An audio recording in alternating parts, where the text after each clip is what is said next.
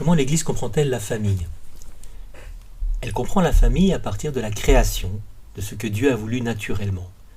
Dieu a voulu l'homme et la femme, complémentaires, assortis l'un à l'autre. Il n'est pas bon que l'homme soit seul. Dieu a créé l'homme à son image, homme et femme, dans cette complémentarité sexuelle, et cela était bon, cela était très bon, et cela demeure très bon. Dieu a donné à l'homme et à la femme ce commandement d'être fécond, de multiplier, d'avoir des enfants. Il a mis une limite, évidemment, au pouvoir de l'homme et de la femme. Tu peux manger de tous les arbres du jardin, mais de l'arbre de la connaissance du bien et du mal, tu ne mangeras pas. Tu n'es pas Dieu, tu ne peux pas décider de ce qui est bien et de ce qui est mal par toi-même. Or, l'homme et la femme ont abusé de leur liberté et ont voulu transgresser ce commandement divin. Et c'est le drame qui a engendré énormément de dérèglements. Et parmi ces dérèglements, un dérèglement à l'intérieur de relations entre l'homme et la femme. C'est abîmé, c'est blessé. Il y a une convoitise de l'homme, de la femme vers l'homme. Il y a une domination de l'homme sur la femme, et c'est un fait objectif. C'est la raison pour laquelle il existe un mouvement féministe et pas le contraire. Et il ne faut pas comprendre ce verset de la Bible de travers. Il n'est pas une condamnation de la part de Dieu. Il est une conséquence du péché.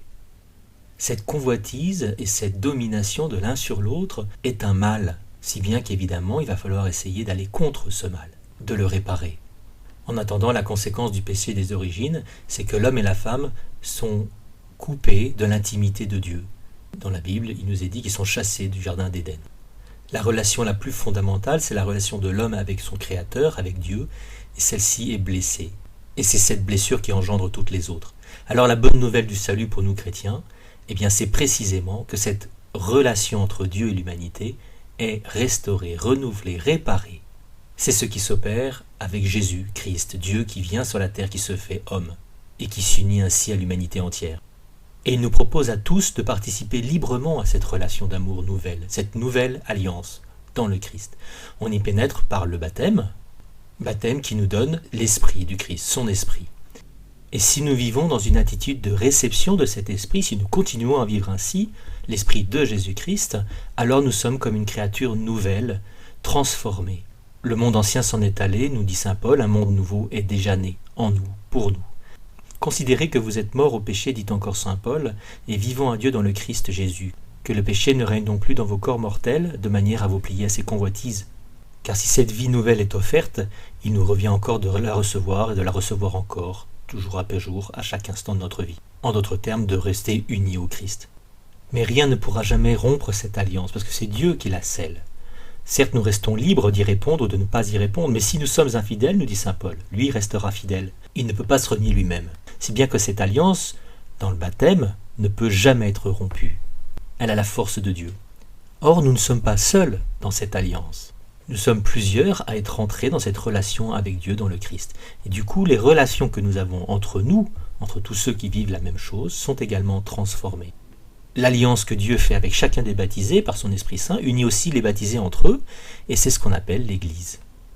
Et Dieu prend soin de cette Église, il veille sur elle, il lui donne des pasteurs pour la guider, et des sacrements pour nourrir ses membres, inlassablement guérir ce qui est blessé. Alors quand deux personnes baptisées se marient dans l'Église, qu'est-ce qu'il se passe? Eh bien l'Esprit de Dieu s'engage aussi dans cette union. Et il élève le mariage au-dessus de la nature. Ce mariage qui était naturel, il élève à un rang nouveau qu'on va appeler sacrement. On peut dire que le mariage lui aussi est sauvé. Le mariage qui était abîmé, qui était blessé, est guéri. L'homme peut s'appuyer sur l'esprit du Christ que rien ne peut casser pour que cette union, son union, ait la solidité de Dieu lui-même. Et s'il en est ainsi, alors le mariage chrétien devient un signe visible de l'alliance de Dieu avec les hommes, du Christ et de l'Église. C'est bien ce que dit saint Paul, l'homme quittera son père et sa mère pour s'attacher à sa femme, tous deux ne feront qu'une seule chair. Ce mystère est de grande portée, je veux dire qu'il s'applique au Christ et à l'Église. Une conséquence évidente de cela, c'est que le mariage devient indissoluble.